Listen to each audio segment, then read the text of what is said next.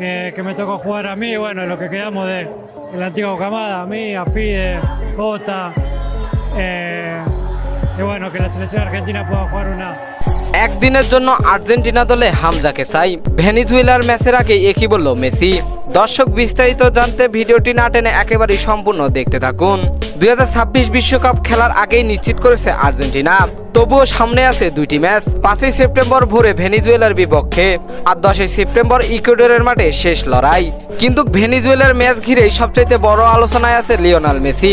বিশ্বকাপ শুরুর আগে আর্জেন্টিনা নিজেদের মাটিতে প্রীতি ম্যাচ না খেললে ভেনেজুয়েলার ম্যাচেই হতে পারে ঘরের মাঠে জাতীয় দলের জার্সিতে মেসির শেষ ম্যাচ।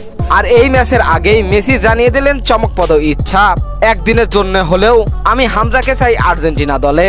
বিশ্ব চ্যাম্পিয়ন দলের অধিনায়ক মেসির মুখে এই কথা ছড়িয়ে দিয়েছেন আলোড়ন বাংলাদেশি সমর্থকদের কাছে যেন বাড়তি আবেগ মুহূর্ত।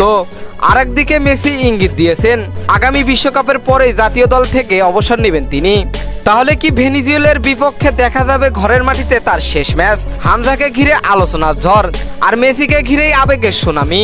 সব মিলিয়ে ম্যাচের আগেই রোমাঞ্চের তুঙ্গে আর্জেন্টিনা শিবির। তো দর্শক, হামজাকে চায় আর্জেন্টিনা দলের লিওনেল মেসি। এই বিষয়টি আপনাদের কাছে কেমন লেগেছে জানিয়ে দিবেন এই বিষয়ে আপনাদের গুরুত্বপূর্ণ মতামত আমাদের ভিডিওর কমেন্ট বক্সে।